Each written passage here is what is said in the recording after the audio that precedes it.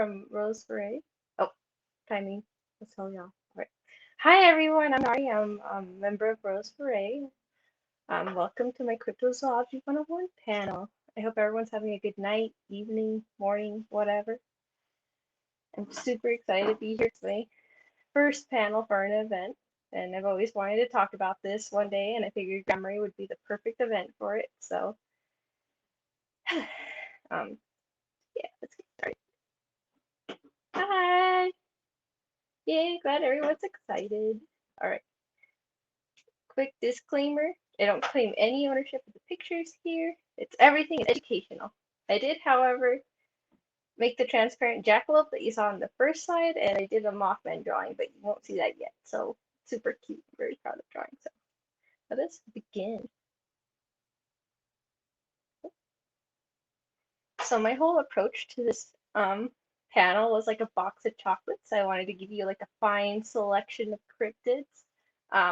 I have my preferences, and that's kind of how a lot of people in the community are. Like, there's something that everyone kind of studies and focuses on. So I really actually like learned more about. Oh, thank you. I really learned more about like other cryptids doing this because I mostly pay attention to like canids and kind of like Bigfoot and stuff because I think that's interesting, kind of like your more humanoid things. So let us begin. What is cryptozoology? Cryptozoology is the study of the hidden animals, elusive and undescribed by science. Cryptos means hidden, and logos means discourse or reason. So cryptozoology. Zoologist Bernard Hubelmans. I'm going to apologize now for some of my pronunciations. I've never said any of these things out loud before, so I'm pretty sure I'm going to butcher some things. And biologist Ivan Sanderson are regarded as the founders of cryptozoology. Here's Bernard Hubelmans' book on the track of unknown animals. It's like the starting cryptozoology book. And look. Cryptozoology was named independently by both Ivan Sanderson and Bernard. However, the first published use of the term was in 1959 by Lucien Blanco, and he was actually talking about Bernard, and he's like, he's a master of cryptozoology. I think he's kind of like fanboying a little over it, but yeah, that's when the term was first used, like published, but they were both said to come up with it independently, even though they were both friends, so that's a little weird. Bernard preferred the use of hidden to unknown. He noted that a lot of these creatures were actually known to like local native populations. They were just unknown to like Western science, like European science. So yeah, like he definitely acknowledged that. His book on the track of unknown animals was first published in French. I'm super nervous. I'm sorry, y'all. In 1955. It was later translated to English in 1958. It's like like I said, one of the most influential books on cryptozoology. This like original copy goes like this first edition goes like $200. I definitely want to get like my hands on a copy one day. So we'll see. We'll see if that ever happens. What is cryptozoology? Still on this. During the founding meeting of the International Society of Cryptozoology in 1982, quite a while ago now, the definition of cryptology was further refined. It was agreed that cryptozoology should include animals that were out of place, known animals in areas that they were not known to occur, like out of place, and the unknown continuation of animals presumed extinct. The International Society of Cryptozoology ceased to exist in 1998, mostly due to financial problems. However, a new version of the society, kind of like, I don't know if I would call it like a spin-off, was created in 2016. And you might be wondering, like, why is there an okapi? Like, this is a known animal. Well, there was a time that the okapi was, like, not known to science. It was discovered. So, they used it. I saw a pic of a polka dot. They're so cute. They're so interesting. I'll like talk about them later, but yeah, so they used it on their icon because they thought it was like a great example of like a cryptid. I'm not too sure if like my panels are loading on the screen because I changed this. Okay, there we go. Cryptids are animals or plants plants can be cryptids whose existence or continued existence is unknown or disputed by mainstream science, often due to a lack of sufficient scientific evidence. So those are like my words of it. Johnny Wall coined the term cryptid in 1983. I think discovered, yes, definitely. What is cryptobotomy? Cryptobotomy, similar to cryptozoology, is the study of hidden plants whose existence is unknown or unrecognized by science. I don't know much about it, so I won't be talking about it, but I figured I'd at least mention it so y'all know about it. This is I think this is supposed to be the vegetable lamb of Tarde, I think it was. Said to be like a lamb that lived off a plant, and if you cut the stem or umbilical cord, they both die. Pretty interesting. Some well-known cryptids are the Loch Ness Monster, Bigfoot, Mothman, and the Jersey Devil, which I will talk about because it's like the fine selection of chocolates. Some cryptozoologists use anecdotal evidence and folklore to research cryptids. By researching legends, they hope to find the creatures who spawned them. Types of cryptids. So this is like my classification, but like a lot of cryptozoologists like have published how they categorize things. I thought this was easy and straight to the point because there are like more categories to this, but I just kind of like butchered it down. So, types of cryptids: animals thought to be extinct, out of place animals, unknown variants of known animals, animals unknown to science, terrestrial. So, okay, kind of like broke it down there. There's terrestrial cryptids, aquatic or semi-aquatic, air flying, and former cryptids. I love this illustration here. I don't know who did it, but I'm guessing it's 1950s, 1960s, judging it by the style of it. Kind of reminds me of like an old Golden Guide.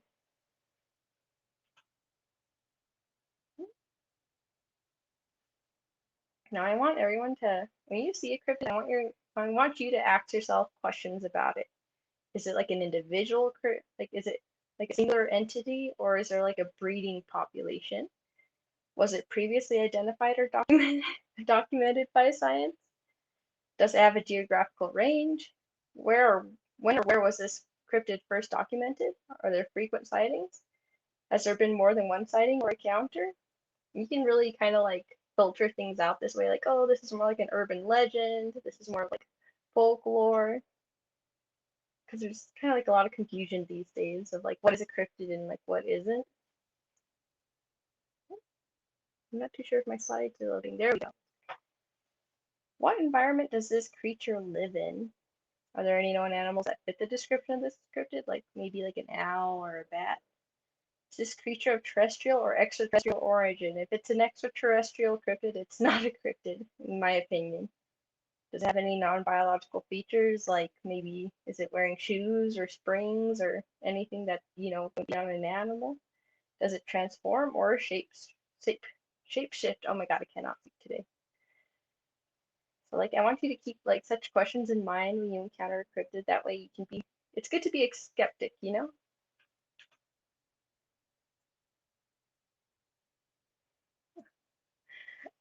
Let me check the chat, what's going on? Rockside bolter is actually considered a fearsome critter, and fearsome critters were tales created by like lumberjacks. It's like American folklore. It's how they would it's how a lot of mythology is, like how you explain things. Like, oh, there was a landslide, it was a rockside bolter, that kind of thing. It's a really cool idea though. So, I'd like to talk about the Lazarus taxon. And Lazarus taxa are organisms that disappear from the fossil record for one or more periods of time, only to be rediscovered unchanged. The most iconic example of this is the coelacanth, a lobed fin fish thought to be extinct for 66 to about 70 million years, scientifically rediscovered in 1938 by Marjorie Courtenay Latimer. Don't know if I pronounced her name right.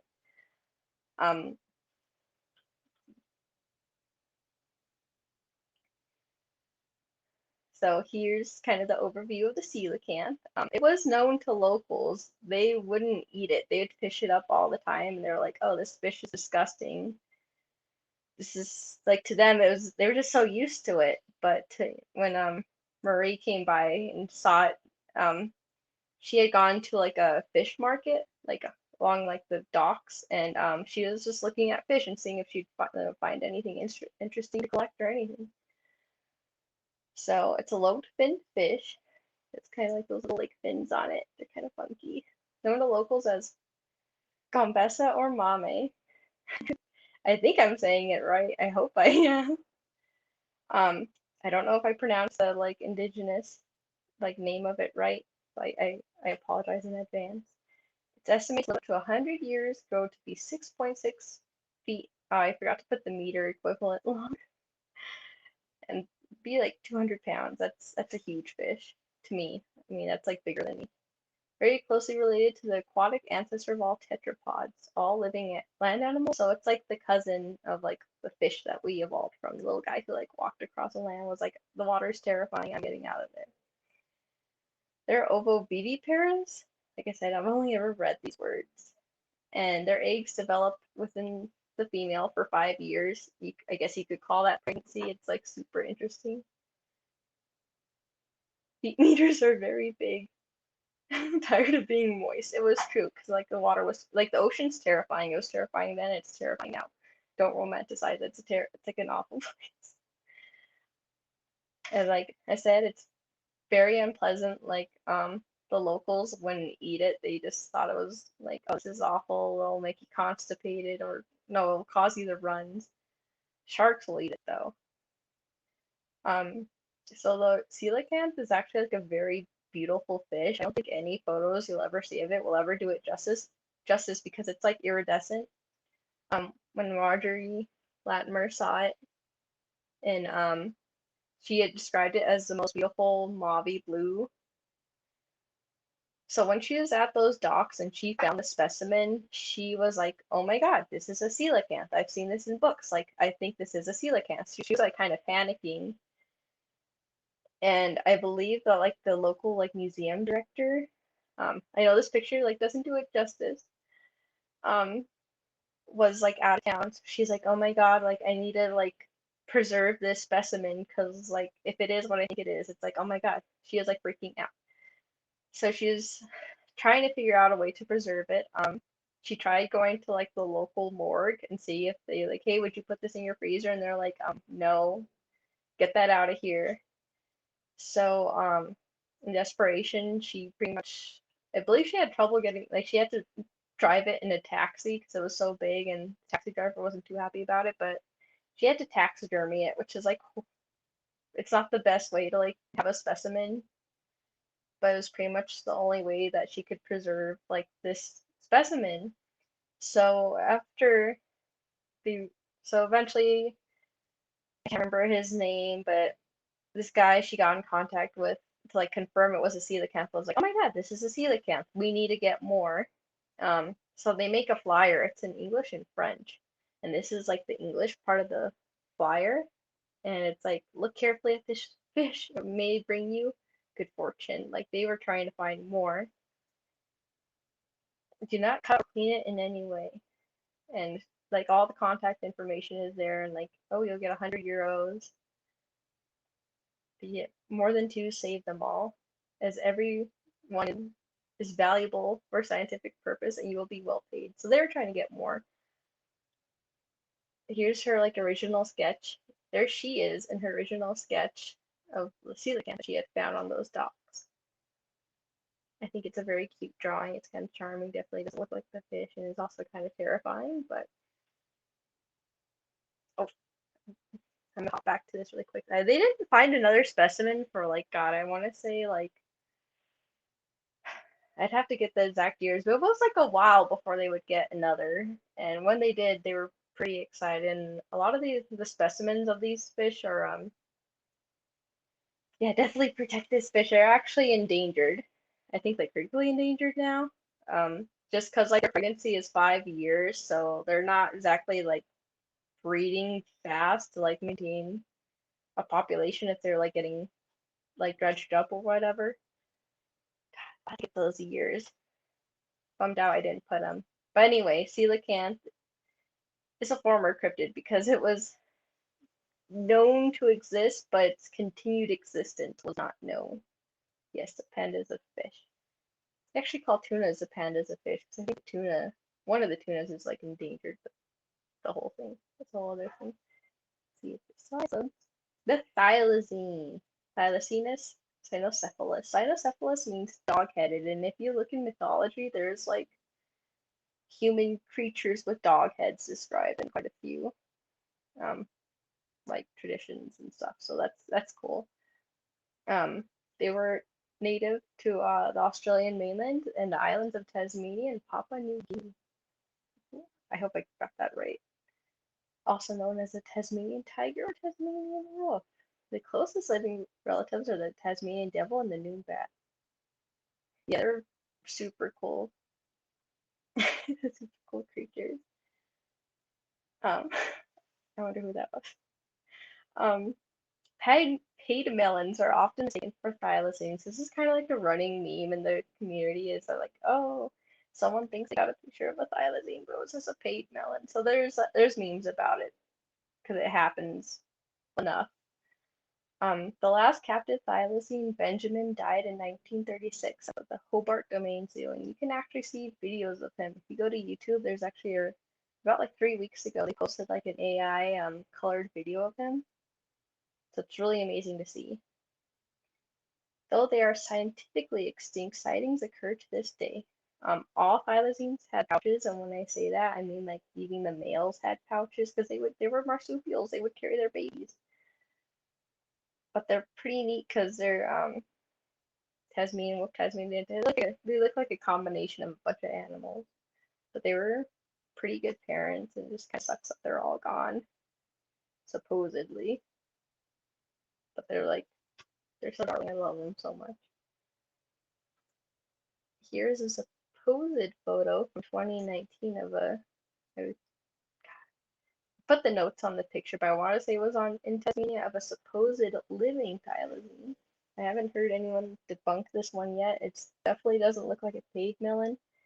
Paved melons kind of look like little wallabies. They're very cute. I guess like the coloration can be similar in the brush. But yeah, super. Or like this was taken at a distance by a farmer. I want to say I have his name down somewhere, but I hope it's real. Man, bear, pig, kangaroo, dog, tiger.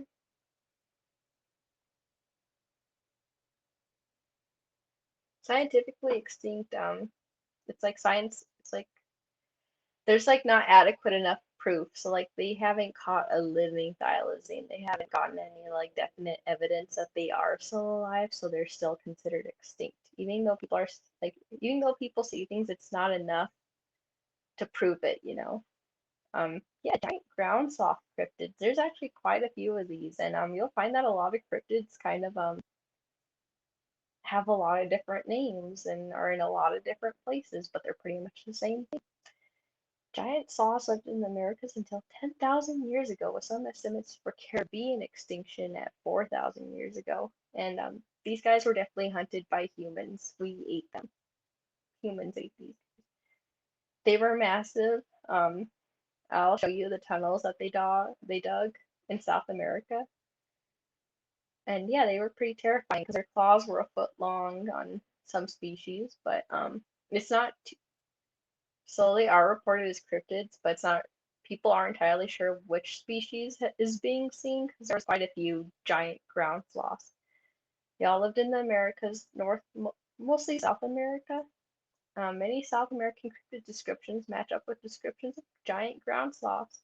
They had reddish brown fur, cow-sized. This is how they're described.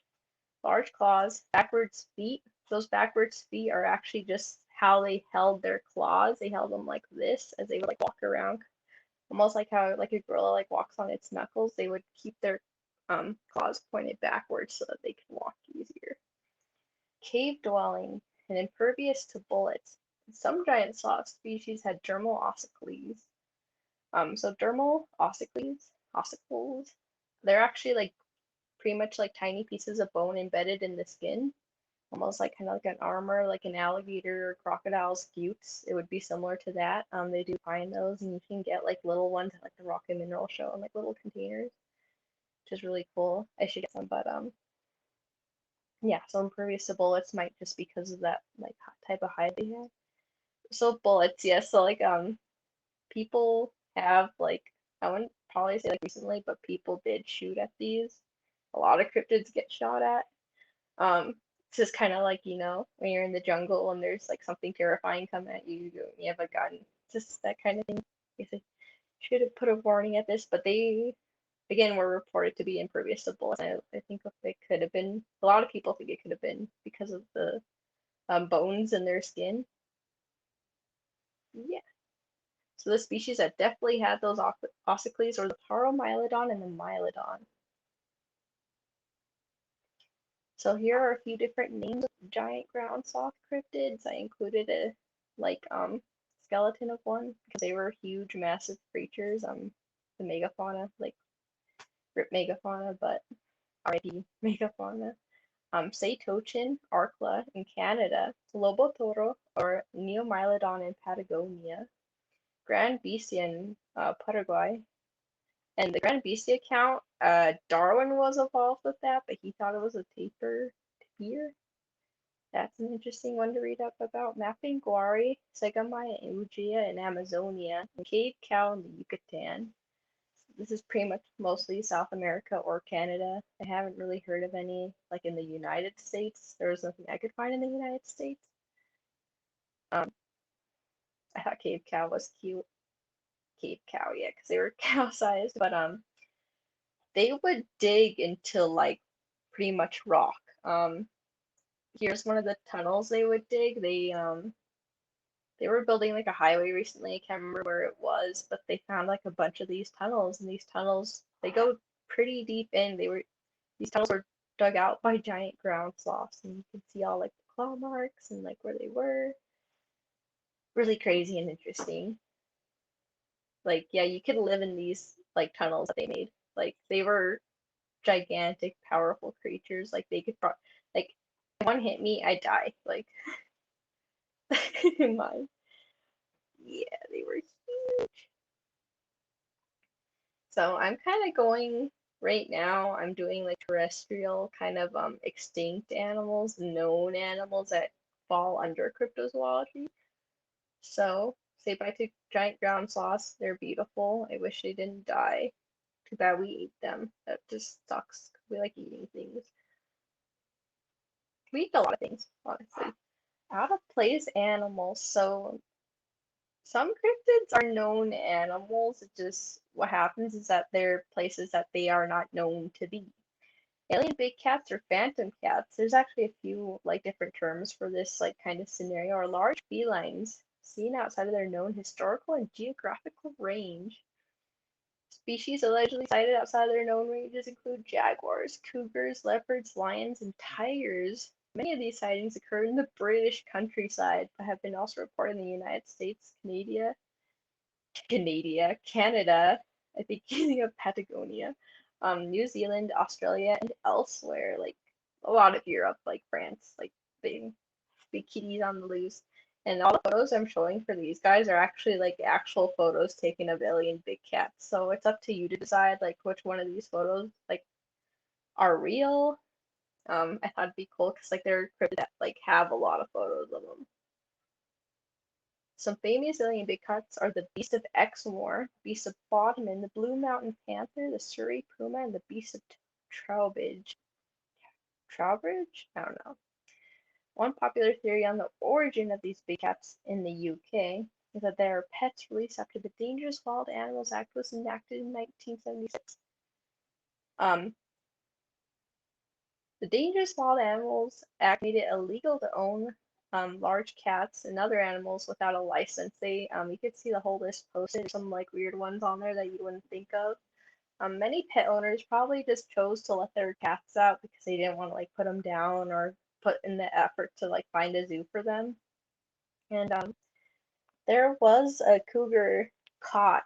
One of the only alien big cats ever caught. Her name was Felicity, and essentially the farmer who caught her had gone to police saying, "Hey, like I saw a mountain lion, and it's like terrorizing my farm." And they were like, at this point, the police were like, "Oh, it's just like another big cat, like whatever, They didn't do anything, so he caught her himself, and she was already older. They did put her in a zoo and she lived out the rest of her life. She's taxidermied at the local museum now, but her name was Felicity. So here's some various photos of alien big cats. I think the one in the top left corner is kind of spooky just because it's like a really weird shape. But a lot of them are described as black. And some of these definitely look like they could be house cats. But yeah, big kitties on the loose, everybody. Yeah, it was kind of seen as like a luxury pet at the time, like in the 1960s and 1970s. And yeah, it's kind of like Tiger King, you know, just but yeah, it is considered a cryptid just because they're out of place and they're not known to be in those areas. Bam. Did it change? Wait, I'm on the I was on the this okay, there we go. So here's one alleged lion, and a lot of people think was Teddy the giant tomcat. He's beautiful. This is a newspaper clipping regarding that whole ordeal. They thought there was a lion on the loose. He's so cute. I love him. 20-hour hunt. Yeah, I think it was him. Oh no, what happened? Okay, there's the picture. I was worried for a second. I shoot this picture myself. I hope you all like it. But another type of cryptid is unknown variants of known animals. So animals with unusual physical variation can fall under cryptozoology. If such variation is unknown to science, such variation can include size, color mutation, or other physical attributes, maybe like a horn or tusk, that kind of thing. One example of a cryptid that falls under an unknown variant is the Maltese tiger. It's described as a blue-gray variation of the South China tiger. Its color is similar to a Maltese or Russian blue cat. Now, like Russian blue, kind of almost like a blue Rowan horse. It's not reported in any big cats last time I checked. Yeah, but like there's a ton of but yeah. So this is like my rendition of what the Maltese tiger would look like. It was seen by an American, no, it was like a European or American missionary in China. I can't remember like the exact provenance. Yeah, Mishka tiger. But yeah, I think it's a very pretty sounding animal, so I put him for that side. But yes, the king cheetah. This falls under unknown variants, but it is a former cryptid now because they were able to figure out what the heck this cheetah was. Former cryptid, the king cheetah was thought to be an elusive separate species of cheetah. However, it is now known to be a genetic mutation of an African cheetah caused by a single recessive gene. This gene is the same gene responsible for mackerel tabby cats. So this gene actually it like splotches their spots together and makes them look a lot bigger and kind of gives them like a black back like along the top there. But it also makes them very soft and kind of fluffy. Um, so the first one I have like notes done. So two king cheetahs were born in captivity in 1981. So there were zoo was this? I can't remember, but there's two female cheetahs and they each had one king cheetah after being bred to a wild male. And in 2012, it was found that it was a genetic mutation and not like a whole new species of zebra. But they're super beautiful. I love them. Mwah. Jackalope. The gaff created in the 1930s by taxidermist Douglas Harrigan. I think it was Wyoming or South Dakota. But the whole concept isn't modern. Similar creatures appeared in European traditions such as the Wolpertinger or the horned hare, Lepus cornutus, which is like an old bestiary. I can't remember which one. But sightings of jackalopes are probably rabbits infected with a virus called show papilloma. I didn't put any photos because I don't want to subject that to y'all, but just kind of the corny, gross. So some people don't consider this a cryptid. Some people consider this a fearsome critter, which I kind of addressed earlier. But those were all they were tales made by like lumberjacks to explain things that would pretty much happen around them. So some fearsome critters are God, I'm trying to remember stuff like that one who cries the squonk or something. You'll see them, but a lot of like cryptozoology people will like talk about them briefly or something. But it's kind of like the drop bear. It's just how people explained things or like spiced up their lives. 'Cause if you're a lonely lumberjack, you know what else do you have to do? Um, but I love jackalopes. In Douglas, Wyoming, you can get a jackalope license to hunt them. However, there's a specific date you can hunt them. On June 31st, between sunrise and sunset only. Oh my god, holy hand grenade. So, failure to have this license approved and issued by a resident of Converse County, or otherwise comply with the terms hereof, commission will result in a fine of $10 or a sentence of 6 months at hard play in Douglas, Wyoming. I think it's very cute. I think this is very cute. I need to get me one. But yeah, jackalope license. El Chupacabra, like I said, it's like a fine box of chocolates. Most people will know it's a 101. Most people know about all these cryptids, but I'm addressing them anyway. El Chupacabra, goat sucker. There's actually like two types of chupacabras that get described. The original 1995 Puerto Rican sightings describe it as alien-like. That's interesting. It's like they described it as alien-like, and there's actually like one of the eyewitness drawings right there on my screen.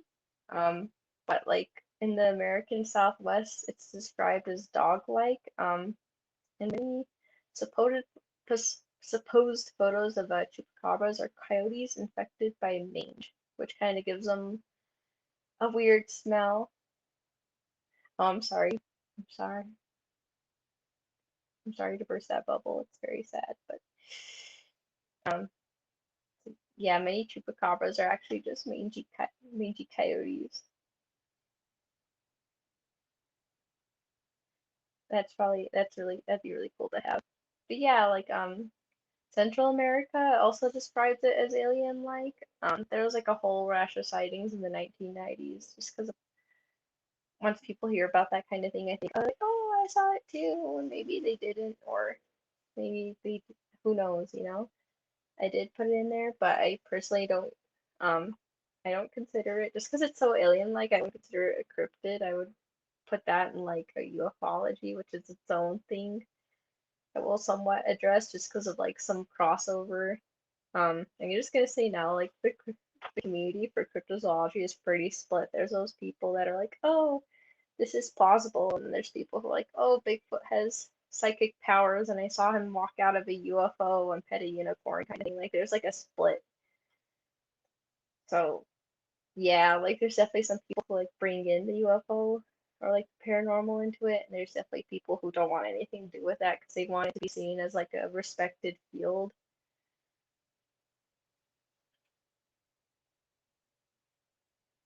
Ooh.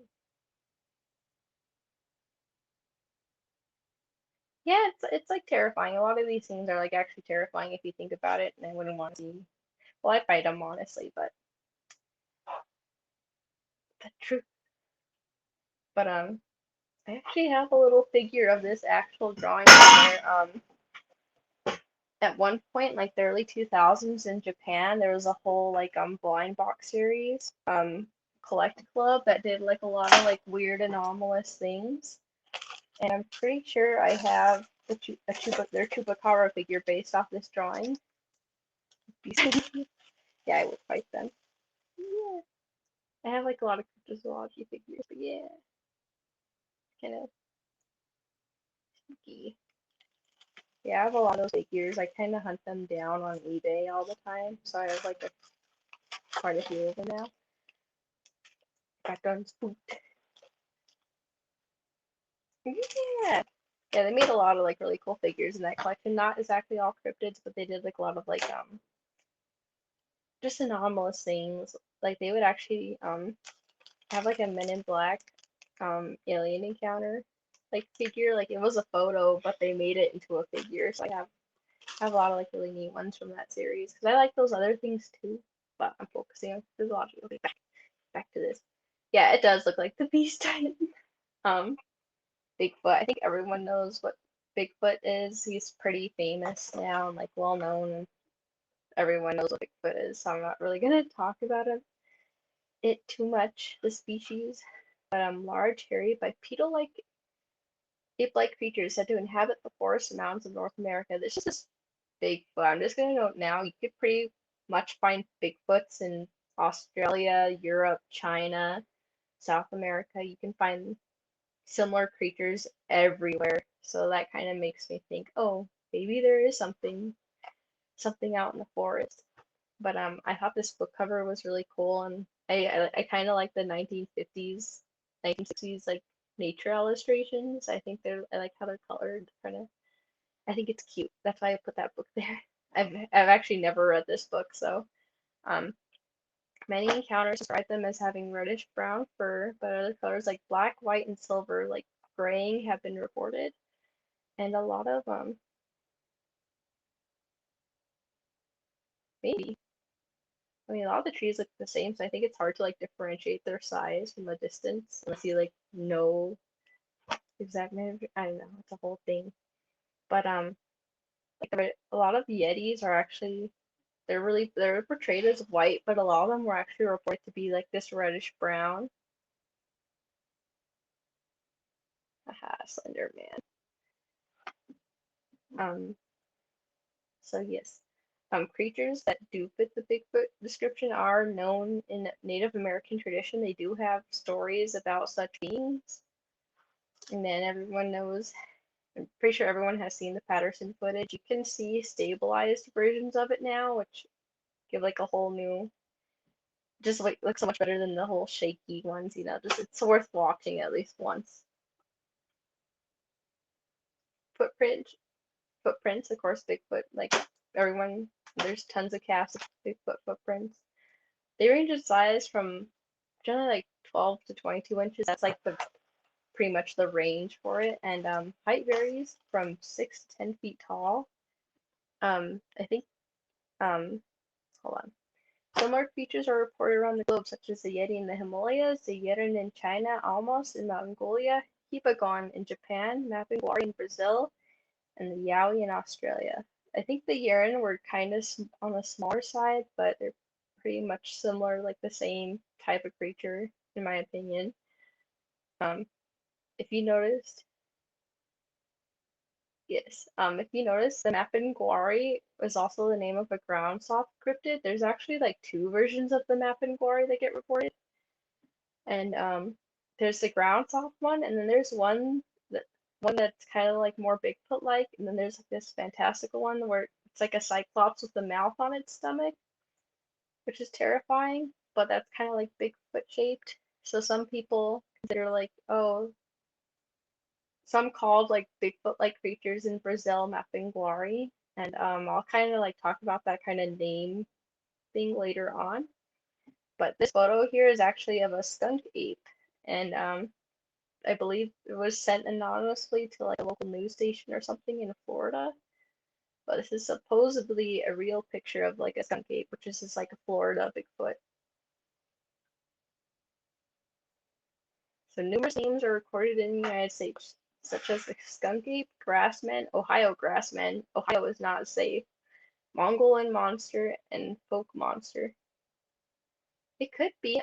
Hibagon is also said to be psychic, and some people report psychic Bigfoots, but I don't acknowledge that. Like cryptozoology, it's like a lot of people definitely have their opinions in it, and yeah. This is another supposed United States Bigfoot photo, but this one's kind of more sketchy, but I think it looks really neat, so I put it in anyway. Um, the Sierra sounds, I definitely recommend everyone to go listen to them, are actually like recorded vocalizations of supposed Bigfoots, and there's actually a lot of people to this day who go out to like the boonies and set up audio equipment and record like whole nights, and they'll pick up like really weird sounds. But I think the most famous Bigfoot vocalizations are the Sierra sounds, and they're kind of terrifying. A lot of people think that Bigfoot could be a surviving Gigantopithecus. I don't think that's the case, just because it seems like Gigantopithecus was more like orangutan-like. But yeah, I think that's enough talking about Bigfoot, just because I think everyone knows about it. This photo, I would have to get the exact, it's the shadow lens Bigfoot, I think.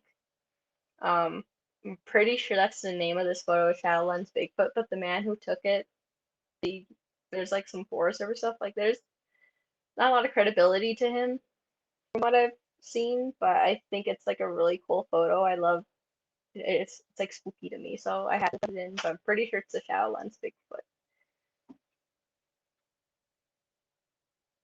So I wore Holy Wolf today because I love wolves. They're my favorite animal.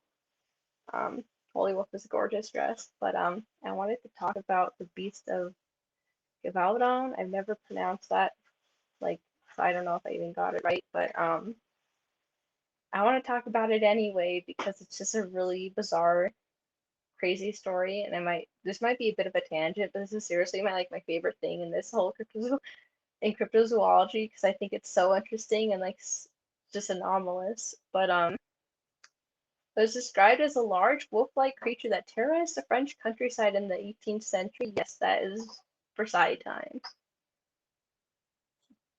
But um, so from 1764 to 1767, this is a span of 3 years. So the events on these slides are like a condensed 3 years. This was a whole ordeal that the French went through. And the beasts are believed to have killed dozens, if not hundreds, of people. Like this cryptid has like these beasts have like a kill count, but they are like documented. They're really well documented.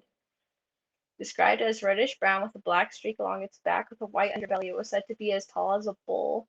Its tail was unusual as it was said to be longer than that of a wolf's, but with a tuft at the end.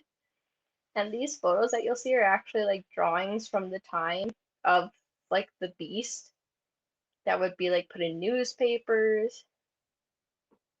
Versailles, Versailles, yes. So like this eventually, yes, this is the story Brotherhood of the Wolf. But I've never seen that movie. I know what you're talking about though. This was also, I think they had like a whole arc regarding this in Teen Wolf, but it's like I think it's super interesting. So we're gonna talk about it. The beast terrorized the rural mountainous areas of Givaudan. I'm gonna learn how to pronounce that. I'm just gonna call it G-Town. Now the departments of Lozère and Haute-Loire. Ray is good at pronouncing French stuff. I don't know. I only just read it. Area. Anyway, very rural mountainous region in South France after the wars of I want to say the 17th, 16th, something like it left this area decimated. Like the people weren't doing well. They were pretty poor, and a lot of them relied on their livestock, and a lot of them would be shepherds to, take care of their livestock. So the first encounter with these bees was by a shepherdess named Marie-Jeanne Valette, Jevado? That sounds right. I don't know. Anyway, she was just kind of tending her cattle, doing what I think she was just a teenager. But she said that she saw large beasts coming at her, so she like freaked out. But like the bulls in her herd like fought it off. So like yay cows, like they protected her. And that's like the first encounter of it.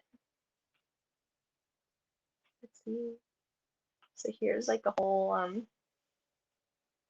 article. I don't know if it was in the newspaper about it, but essentially it's just describing the beast and the attacks, and I think it's a really cool image as they call it the beast, but it was more like the beast because there's a lot of them like terrorizing this rural area.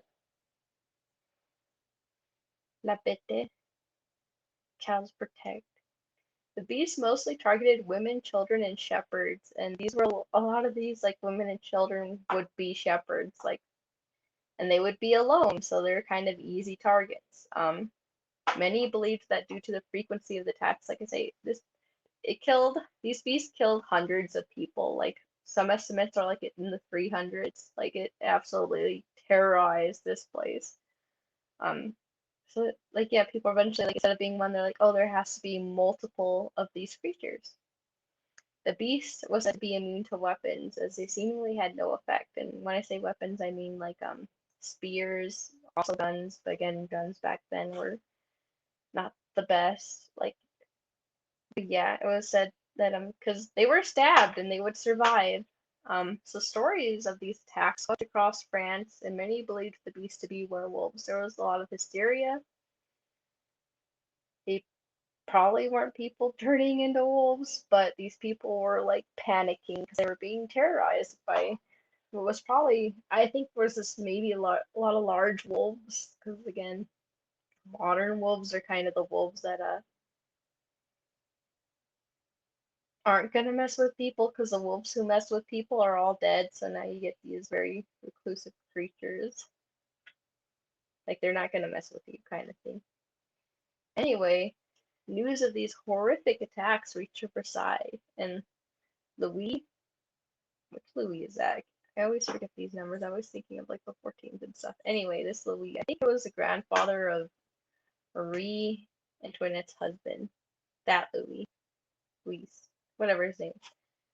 Um, Sent Captain Duhamel and his dragoons sent the beast. So he sent the military. He was like, people are freaking out. This sounds horrible. Like, you need to go see what's going on. Like, in this place, like, go figure this out. Like, I don't want to. So, Captain Duhamel and his troops encountered difficulties with the beast because, again, like, it was said to be impervious to bullets. There, there are accounts of them dressing up as women because they thought maybe the beast only liked women, it didn't like men, so we'll dress up as women to see if we can lure it out. That didn't work last time I checked because almost like the beast avoided them, and they would shoot at a distance and they just couldn't get any killed. So Luis, whatever, he was like, oh, like you guys are like failing miserably. I'm gonna send two professional wolf hunters, and these dudes killed, essentially it was a father and son, and they had killed like upwards of like 1,200 wolves in their career. So they send Jean de Enneval and his son Jean-Francois were sent to assist Captain Duhamel because like he couldn't kill these things. Like he was just failing miserably, and it was like his men were incompetent or he couldn't get like the help of the locals. So yeah, like there it was like it was like a whole ordeal trying to kill these wolves. I think they were wolves.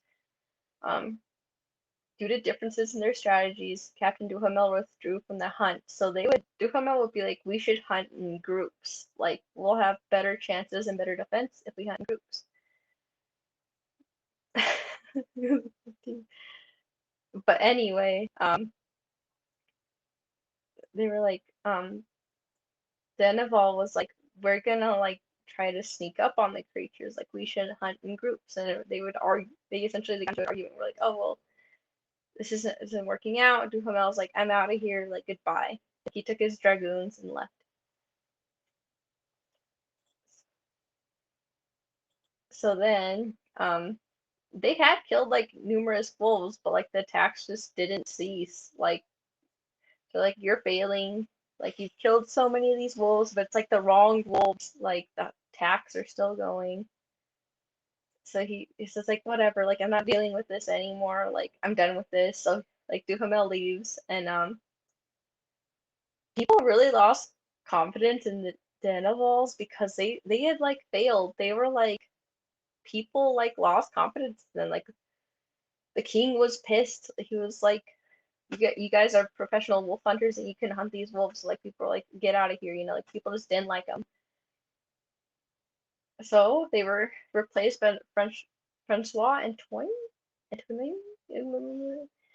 Francois, anyway, another Francois, who served as Louis the King's gun bearer and lieutenant of the hunt. It's not. He did have like an actual wolf catcher, and I don't like it said like why didn't he send the wolf catcher? But anyway, he said this guy who was his gun barrel, his guns back then, like I said, they weren't like rapid fire. You had to stop, put them on a pole, shoot, recoil, whatever, put the gunpowder in the barrel, whatever. So this is like a pretty high up guy, and he was to be the one. Anyway, he brought a whole hunting party and 5 wolfhounds. He brought 4 male wolfhounds and 1 female wolfhound, and like it was like a whole party. He had like dog handlers. He had mounted people on horses, like everything. It was like a whole hunting party just to try to like, and it was like king authorized hunting party. Like they were gonna kill these wolves, or at least try to. He had a lot of difficulty hunting them too, as like everyone else had, because he wasn't like familiar with, like he was an experienced hunter, but he just wasn't familiar with the region's terrain. Like it was like a pretty rough place.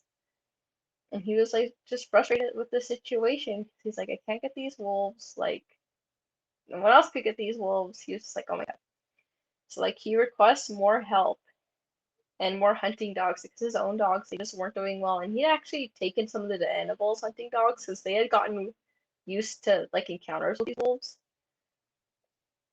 And yeah, like he got to the point, Crenshaw got to the point where he was like, oh my god, I hate this, I can't hunt these wolves, like these stinking wolves. So he's going to like withdraw from the hunt. And finally one of his I think it was like a duke or something that he had appealed to, sent like a bunch of royal hunting hounds, like a dozen of them.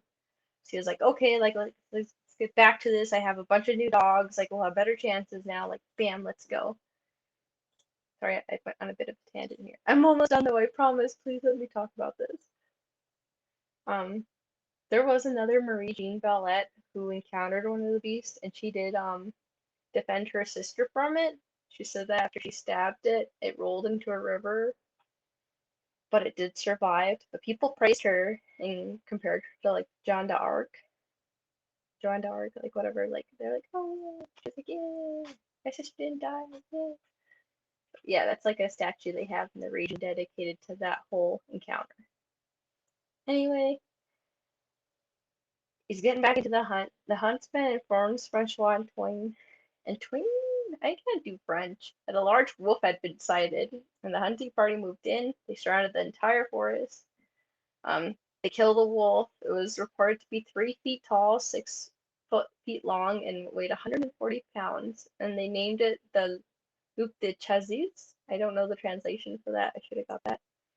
So they taxidermied this wolf and sent it to the king. And but they had paraded it around at first because they were pretty excited, and it got a little like decayed, I think.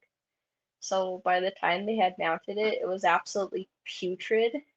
Like it wasn't like like it didn't stink already. So they buried it somewhere in the, yes. That's wolf. I'm not too sure what like chezes means, but anyway, they buried it in the countryside because this is so putrid, and they don't know where they buried it. But there's it at the court in Versailles. Everyone's like looking at it, like, oh my god. I think the drawings are kind of cute. So Francois and his whole hunting party, they leave the area. They're like, we're done with this. Like it's killed. We're done. Well, they leave, and the attacks resume. They're like, this point, the king's like fuck it. Like I don't. Sorry, pardon my language. He's like, so he just doesn't care anymore. He's just like so done with the situation because he poured a lot of money into it. Like he sent the military. Like it's just a whole ordeal for him. So he got like done with it. Like he was just so done with it. He's like whatever. Like, oh, thank you. But like he was just like done with it. He's like, I'm not doing this anymore. Like the French voice, like he leaves. He's like, I'm done. Bye. Like I've had so much stress here. I don't want to be here anymore. So a hunt is organized by the local noblemen, and a hunter named Jean Castel kills the last beast, ending the reign of terror. Was it a giant wolf, hybrid, hyena? The world may never know. There's some conspiracies behind like the hunters. Maybe it was like a dog that they had bred because they had wolfhounds. Maybe a dog that they bred to attack people, and that's why it was so merciless. A whole bunch of things. But this is I think it falls under cryptozoology because it's not exactly known what the beast was, but also it's like how old are like news reports gonna be before we like stop accepting them? And like there were similar attacks like this in other areas, but this was like just a huge ordeal for people. And I just think it's really cool just because like what was it? Why did it tear it? Like there's just so much like newspapers about it and stuff. So it did happen. It's just was it mass hysteria? Was it just wolves? Who knows? Who knows? The world may never know. Like Tootsie Pops, like whatever. I found this meme when I was looking for images of it, and I think it's awesome. Yeah, yeah, like so yeah, it's like a whole ordeal. Okay, I'm done with that though. Okay, I'm done. Going back to other cryptids, okay, but I felt like I put that with the terrestrial ones. I was gonna have it at the end, but I put it back with the terrestrial, like mammalian kind of section of it. So yeah, and I talked about Champ of Lake Champlain, America's Loch Ness Monster. Yay! That's an actual supposed photo of him. That's the Manzi photo, um, taken by Sandra Manzi.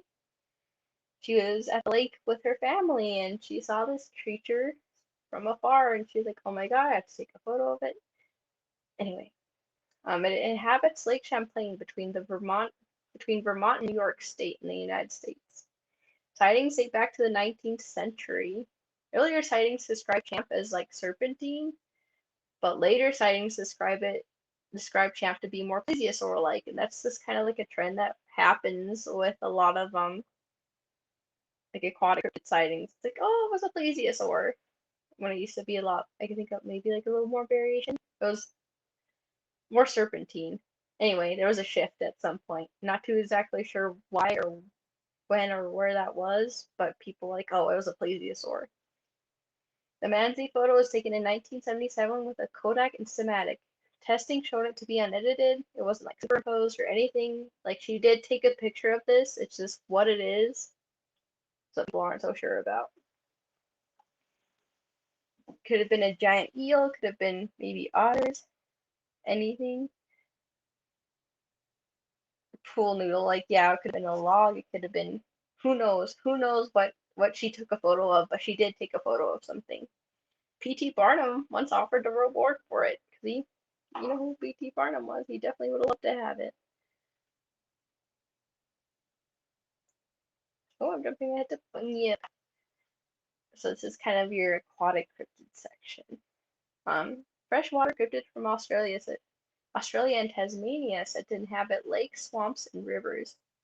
There's like 3 types of bunyips, but some descriptions of it are like a whole mishmash of like creatures. One variation is like Bigfoot-like, kind of like the Yowie. I think I say plesiosaur, right? Wait, how do you say it? I don't know. Now I doubt myself. I'm gonna doubt myself. Okay. But yeah, so one variation of the bunyip is like Bigfoot-like. Some people compare it to the Yowie. Others are described as aquatic, and those aquatic descriptions fall under dog face and long neck. So the dog face, people believe, could have been like a seal. Yes, I've heard that. I okay. Yes, the whale reproductive organs. I've heard that theory. I think it's plausible, but I don't think the colors match up. But I don't. Yeah, if you look at whatever you're talking about, I don't think the colors match up because a lot of these creatures are described as like gray or brown or whatever. Anyway, it's more likely than you think. But what about lakes and stuff? Like where whales can get see that's one thing. Some believe the bunyip to be a surviving the Protodon Astralis, an extinct large marsupial that kind of looks like a giant ground sloth. There's a point where like beast kind of it's like a generic beast, you know, like this is a beast, this is an animal, that kind of thing. Pretty large. So that's the bunyip. Some people say it had like webbed feet or tusk. It has a lot of variation to it. The Loch Ness Monster. Everyone knows about the Loch Ness Monster. The first sighting involved St. Columba at the River Ness in 565. Whoa, earlier.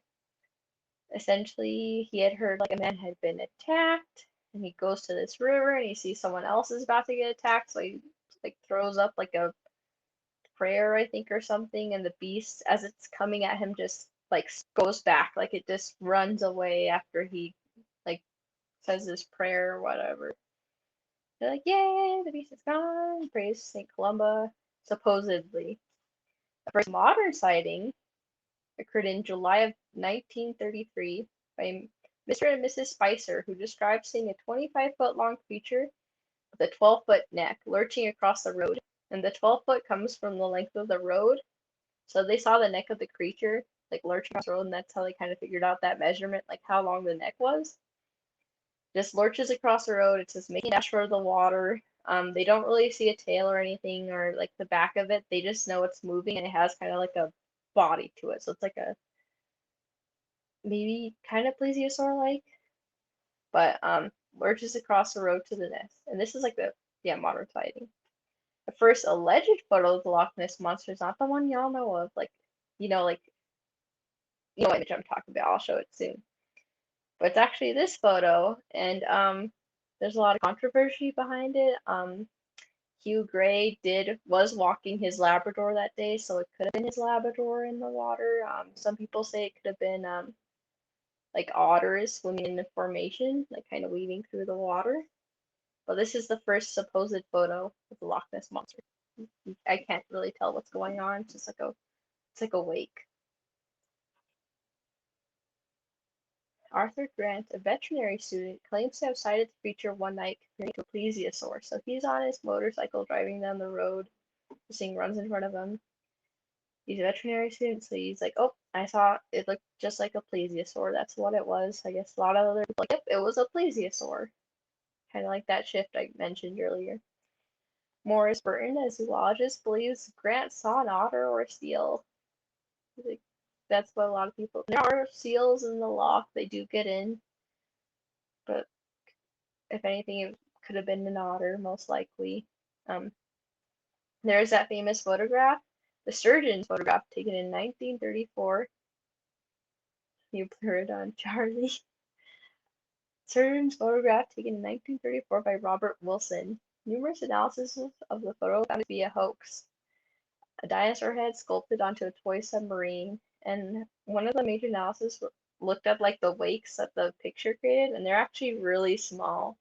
If the creature was as big as it said it was, yes, apparently, but like it had like the little ripples around it are very small. They determined that, and just the whole thing. It was like a bigger toy submarine too. So, but yeah, totally fake. Sad. It's a cool picture. So Bernard Heuvelmans, he had a system for categorizing sea serpents. The picture here is not real. I just thought it was like really cool and terrifying. But he made a sea serpent clickbait. Yeah, it's a clickbait picture, but it's so cool. He made a sea serpent classification system. The 9 types that he categorized were long neck, merhorse, marine saurian, many-humped, many-finned, super otter, super eel, yellow belly, giant invertebrates, and father of all turtles. His system received quite a bit of criticism, and people have made their own systems of categorizing sea serpents. There was a whole thing behind it. But yeah, he did have a system for how he would categorize all these. Yeah, that's what I thought. It's terrifying to him, right? Snatch him off the kayak. Is that cool? Yeah.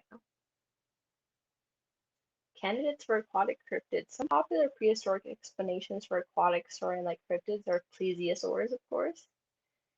Testotrophiuses, which were kind of like lizards with super long necks, semi-aquatic. And Basilosauruses, which were ancient whales that had really long bodies, are also known as zeuglodons. Other more plausible explanations are otters, seals, sturgeons, eels, gars, and plain old logs. Pictured here is like one of my favorite fossils. It's a Cachosaurus. It's just like a tiny plesiosaur. They are so cute. And it's actually the top view of like the organism. But yeah, I want to get one of these fossils one day because I'm like, it's a mini Loch Ness monster. It's so cute. I love it. This fossil. Father. Super otters. The super otters. And so here's Nahuelito. I included it because I love the photo of it. I think it's very mysterious and very, very like it's aesthetic, okay? Aesthetic. It inhabits Nahuel Lake in Argentina. It's described as serpent or plesiosaur-like, of course. These photos were sent anonymously to a local newspaper in 1988, allegedly showing the creature. I included it because I thought it was neat. I love this photo. That is all. How's our time? Globsters, term coined in 1962 by Evan T. Sanderson. Globsters are unidentified, washed-up globs of organic matter. Some of them have skeletal remains or just tissue, fat, blubber. Some remains could be that of octopuses or squid. Just lobster. Many remains are mistaken for remains of plesiosaurs or sea serpents, but they turn out to be creatures like basking sharks or whales. So I can't remember which sea serpent was, but they supposedly found like a skeleton of it washed up, and it was a basking shark. Yeah, there's that lobster is a St. Augustine monster, and I think that was like whale blubber. But yeah, lobsters, it's just washed up remains, and some people think it's an organism. Who knows? Okela Mbembe, I don't know if I pronounced that right, but essentially, so you have like your aquatic cryptids, and a lot of them are kind of plesiosaurs, like dinosaur marine reptile like. Well, there are one lands, and they're called like neodinosaurs, and there are people and like oh, not the whale sharks, but there are people out in the world who like religious people who see these as like a young Earth creationists, I think, kind of latch onto these cryptids. But yeah, they're pretty much neodinosaurs, dinosaurs who are supposedly still exist. Here's a really famous one. We'll call him Mbembe. I don't know if I pronounced that right. Forgive me. It inhabits the Congo River Basin, which is a very wild, dense place. It is described as an elephant-sized, long-necked creature with a smooth brown skin and a single horn or tooth on its head. It was first described as an Apatosaurus-like creature in 1909 by hunter Carl Hagenbeck, who heard stories from natives in Rhodesia, which is now Zimbabwe. Mokele Mbembe might just be the locals' way of describing any large or dangerous animal by some local peoples. It's like, oh, like, see a dangerous bear, like, oh, you have like a umbrella term for dangerous animal kind of thing. You know, the word dangerous animal. It could be that. I don't know where this image is from, but I thought it was very fitting. This cryptid is from the same area, is Amelantoka, killer of elephants. It is described as rhinoceros or triceratops-like. It is said to gouge buffaloes and elephants with its horn.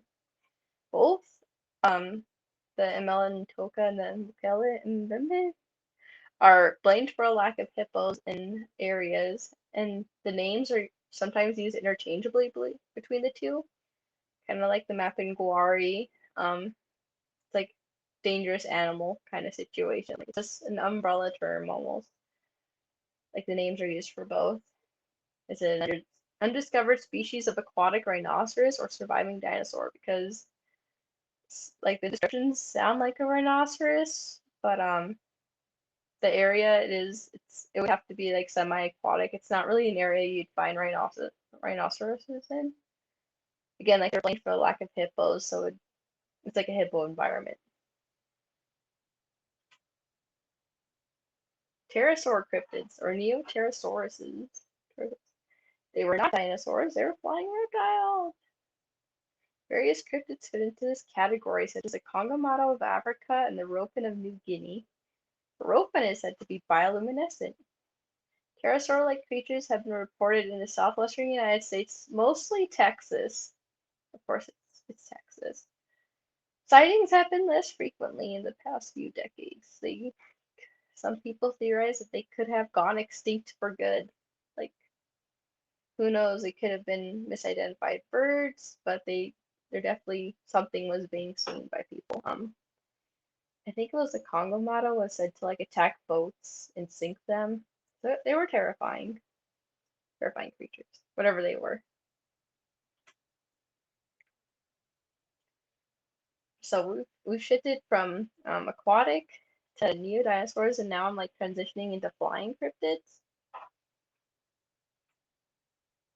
So this is a hool. It's named for its sound, kind of like a Pokemon, I guess. The hool, a hool, that's the sound it makes. It's sighted in Java, Indonesia, but also reported in the Philippines and Vietnam. It's described as a giant bat or owl-like creature with a wingspan of 10 to 12 feet, whose great body is the size of an infant. Some accounts describe it as having a monkey-like head or like a short face. Some believe it may be the mistaken identity of the Javan wood owl. I put a picture of a flying fox because no pictures of the owl I liked, and they were kind of ridiculous. Like bats that were way bigger than this like description.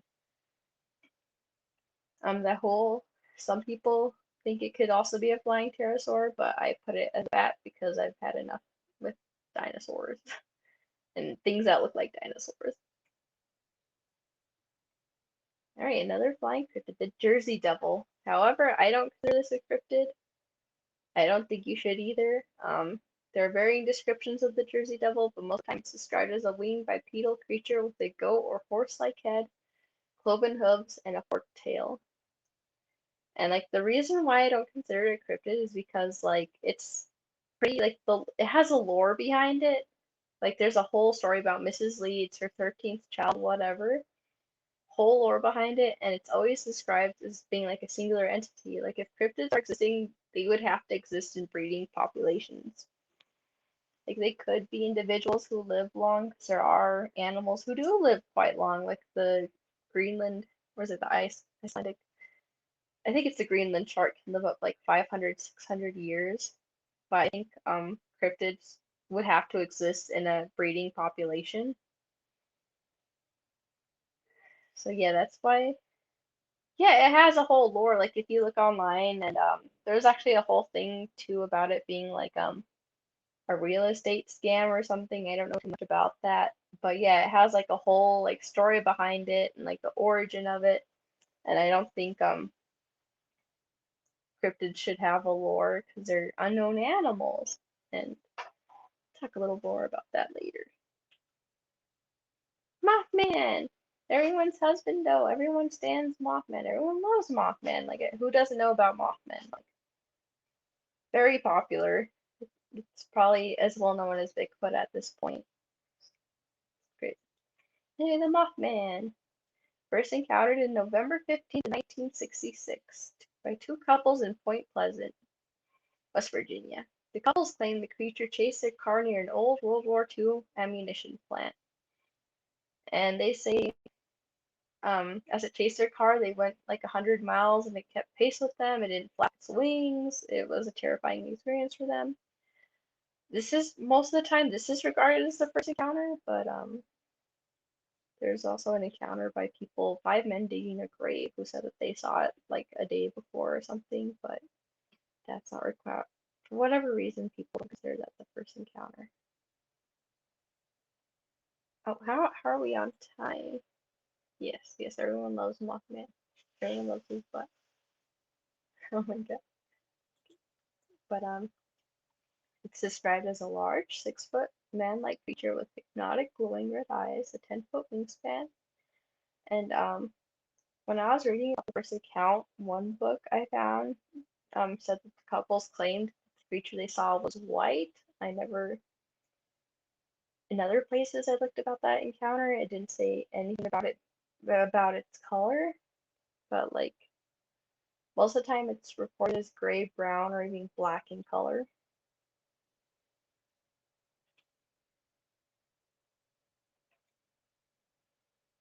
So in their account, it did not flap its wings, but they also say it emitted a sound similar to the squeak of a mouse or a record player a record played at high speed, which I think is terrifying, like a terrifying sound to imagine.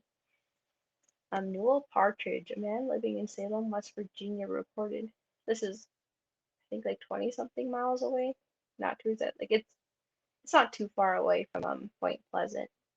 He reported encountering the creature the same evening as the couples did. He was having like TV issues, and he goes outside to see like, oh, what's wrong with his antenna or whatever. And he's kind of an experienced hunter, but his dog took off after the creature. And that would have been fun.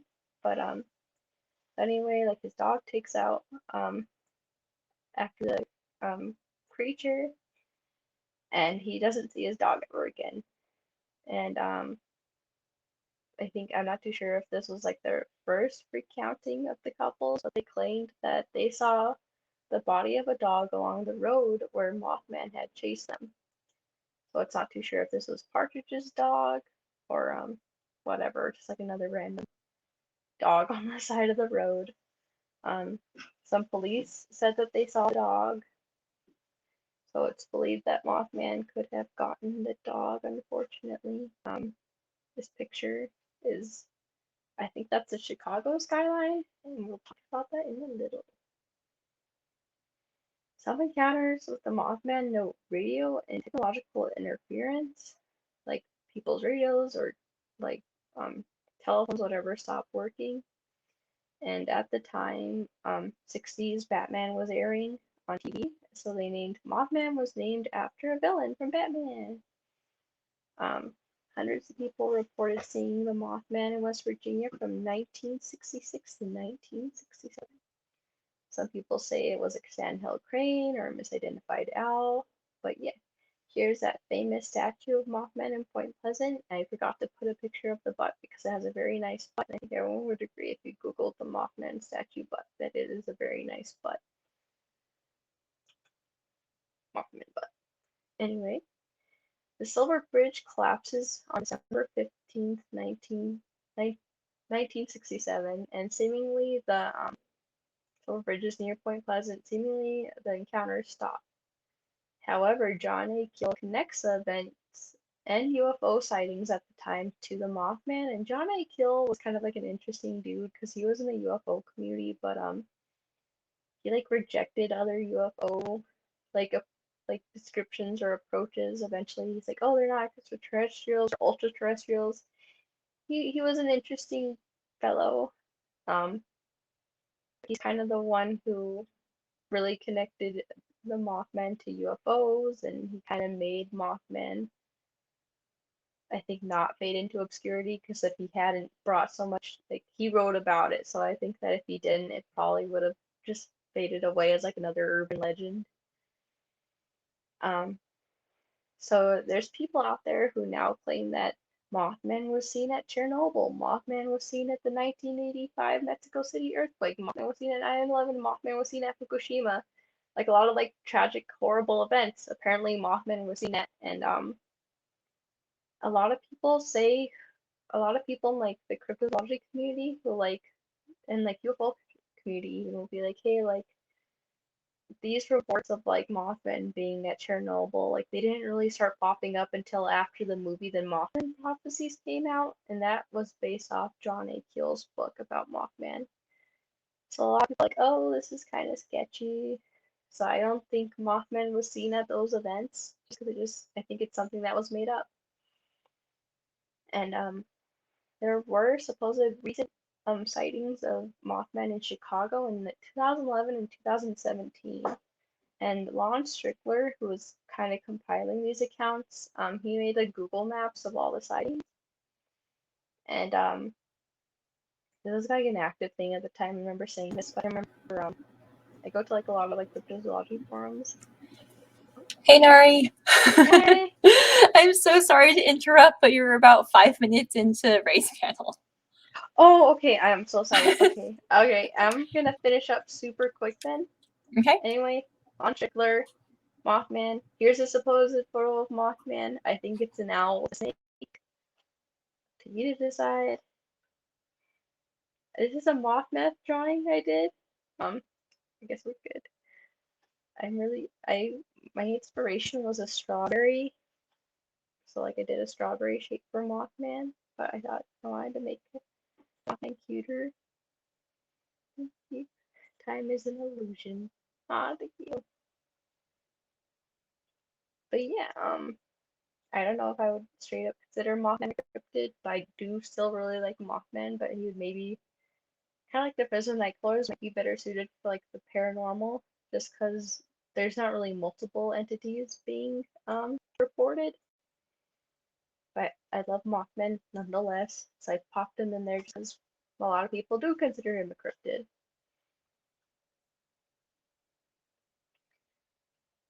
So I'm gonna head on to former cryptids just because we are close on time.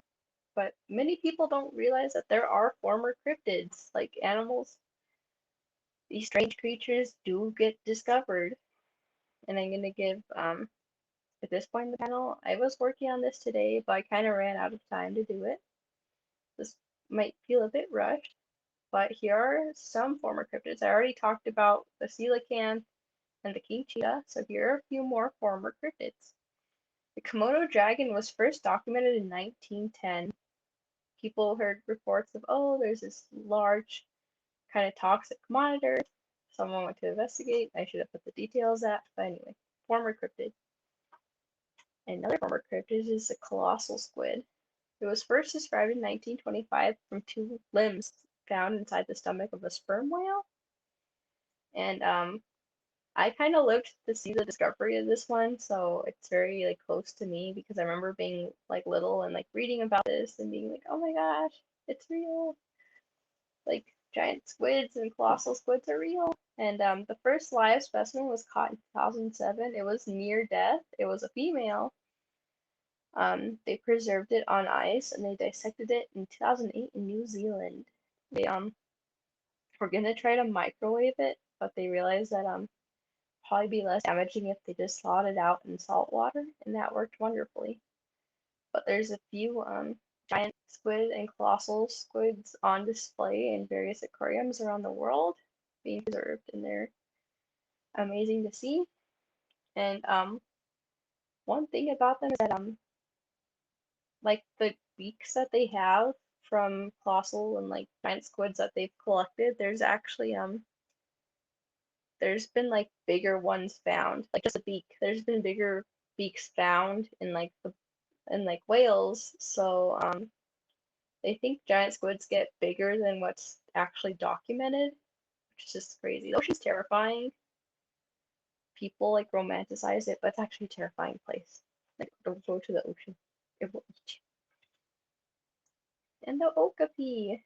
It was first reported by Europeans in 1887. It was formally recognized in 1901 because they're like very elusive and I think it was like the babies don't poop for like a month when they're born, so it's kind of hard to find evidence of these guys, but they do very well in zoos.